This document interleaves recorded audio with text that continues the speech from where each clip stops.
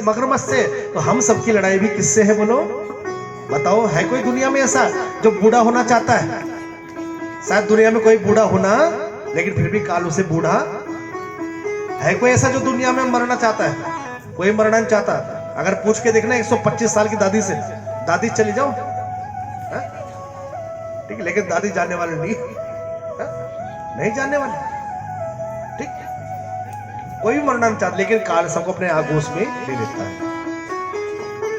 तो हमारी भी लड़ाई किससे? काल से है। हम कोई भी बूढ़ा होना नहीं चाहते, इसीलिए अपने शरीर की पालना पोषणा में लगे रहते हैं, है? चेहरे पे धुलाई है, लिपाई है, पुताई जो भी है, ठीक है, वो हर जगह ऐसा नहीं है। शरीर को न जाने कितनी चीजें खिलाते हैं ताकि शरीर युवा बना रहे, लेकिन चाहे कितने भी काजू बादाम खा लो, कितना भी नॉन वेज खा लो, कितने भी जीवों की हत्या कर लो, लेकिन बनना इसने 2 मुट्ठी राख ही है? बनना 2 मुट्ठी राख है, ठीक। तो गज और गाय कथा किसी और कथा नहीं, हम सबकी कथा है। लेकिन जैसे हाथी ने उस लड़ाई में भगवान का दर्शन किया था, तो ऐसे ही हमें इस ग्रस्त धर्म में रह करके भगवान का दर्शन करना है।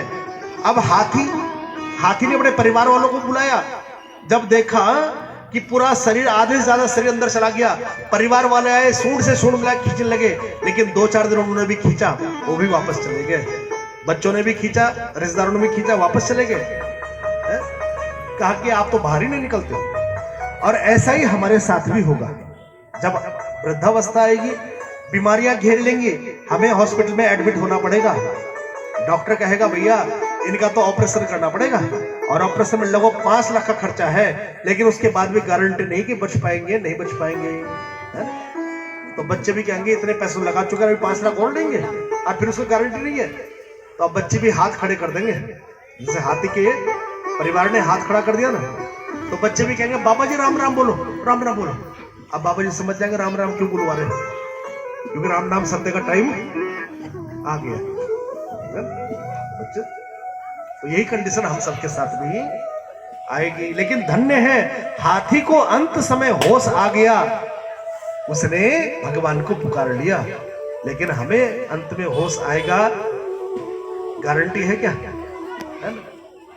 हमने तो यहां तक देखा है, बूढ़ी माता मरने वाली है और मरते मरते कह रही है उस राकेश से मेरी चिता को आग मत लगवाना। अब राकेश का लड़का होगा बेटा, अब बेटे ने कभी कोई ऐसी बात कह दी होगी, अब बूढ़ी माता के मन में रह गई वो बात, है ना? अब मरते मरते बुढ़िया के मन में यह है, तो सच बताना बूढ़ी माता स्वर्ग गई नरक गई? अंत मते सो गति, है ना? तो इस ग्रस्त धर्म में हमने भगवान का दर्शन करना है, जैसे हाथी ने भगवान का दर्शन किया है, तो ऐसे ही हमें भगवान का दर्शन करना है। आगे कथा आती है समुद्र मंथन कथा, और समुद्र मंथन कथा देवताओं और दैत्यों के बीच में क्या हुआ? समुद्र मंथन हुआ। अब कथा तो विस्तार से है, इस कथा को कम सुनाने में 2 दिन का समय चाहिए, इतने विस्तार से कथा है। लेकिन आइए केवल सार हम लोग श्रवण करते हैं कि शिक्षा क्या मिलती है। देवता कौन है और दैत्य कौन है, सबसे पहले जानना जरूरी है। देवता है हमारे सद्गुण, और दैत्य है, राक्षस है, वह है दुर्गुण। ठीक है जी? सद्गुण कौन है? देवता, और दुर्गुण कौन है? राक्षस। फिर स्वर्ग कौन है? स्वर्ग है हमारे मन की शांति। हमारा मन शांत है, भले हम रूखी रोटी खा रहे हैं, मन में शांति है, संतोष है, सब लोग स्वर्ग में है। और नरक है मन की अशांति। मन में असंतोष है, भले कितना पैसा है लेकिन फिर भी मन में असंतोष है, सब लोग नरक में है।